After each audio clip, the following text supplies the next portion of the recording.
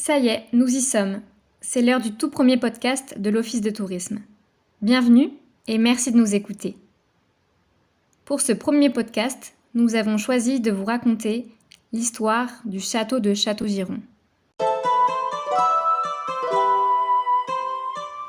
Avant de rentrer dans le vif du sujet, un petit rappel s'impose.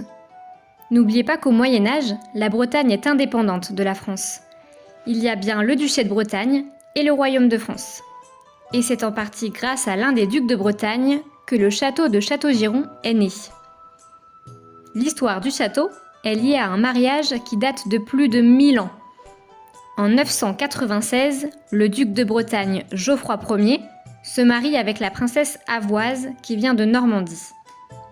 Quand cette dernière arrive en Bretagne pour se marier avec le duc, elle va amener avec elle plusieurs chevaliers, dont le chevalier Anquetil. Anquetil, lui, va vraiment se plaire en Bretagne. Il va décider de rester dans cette belle région et il va rester notamment auprès du duc de Bretagne. En cadeau, on va lui offrir des terres. Sur ces terres, il construit un premier château en bois. Les mottes féodales sont les premiers châteaux du Moyen-Âge. Mais comme elles sont en bois, elles sont vraiment sujettes aux incendies et ne sont pas très solides. Quelques décennies plus tard, le descendant de Anquetil va construire à la place de ce château en bois un château en pierre, beaucoup plus imposant et beaucoup plus solide. Et savez-vous comment s'appelle ce descendant ? Eh bien bingo, il s'appelle Giron.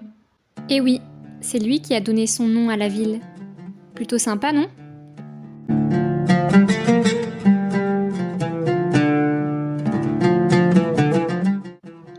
Le château de Châteaugiron est situé vraiment aux portes de Bretagne. Il fait partie de cette ligne qu'on appelle les marches de Bretagne. Alors, c'est quoi cette histoire de marche, pourrez-vous me demander ? Eh bien, pour défendre la Bretagne des ennemis français, plusieurs châteaux ont été construits. On a par exemple le château de Combourg, le château de Vitré, de Fougères, de Châteaubriand ou encore même le château de Clisson, juste à côté de Nantes. Tous ces châteaux sont aux portes de la Bretagne et on les appelle les marches de Bretagne. Et Châteaugiron en fait partie. C'était un vrai château de défense qui permettait de défendre l'intérieur de la Bretagne.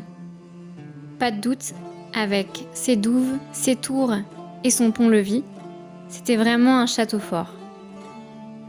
Depuis le Moyen-Âge, il faut savoir que le château est passé de famille en famille et chaque nouveau propriétaire a donné sa touche personnelle. Mais ceux qui n'ont pas hésité à remodeler le château à leur goût, ce sont les Leprêtre de Laisonnay. Cette famille arrive au château au début du XVIIIe siècle. Ils vont agrandir le logis, détruire des tours, construire des terrasses. Et le château devient un vrai château résidentiel. Depuis cette époque, il a en fait pas beaucoup changé. Le château de Châteaugiron regorge de spécificités, mais nous en soulignerons ici seulement deux d'entre elles. La tour de l'horloge et la chapelle. La tour de l'horloge abrite un mécanisme manuel qui fait sonner Henriette, la cloche qui donne l'heure dans toute la ville. La chapelle, quant à elle, a une histoire bien particulière.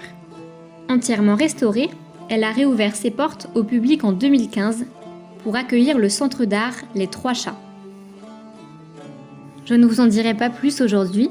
Il faut bien laisser un peu de mystère planer sur ce château. Sachez cependant que lorsque la Covid ne vient pas nous embêter, l'Office de tourisme organise régulièrement des visites guidées du château. Des visites classiques, mais aussi des visites un peu plus insolites, comme des visites nocturnes ou encore des chasses au trésor. Nous espérons que cette petite histoire vous a plu. N'hésitez pas à partager votre ressenti dans les commentaires. En attendant le prochain podcast, surtout, prenez bien soin de vous. À bientôt!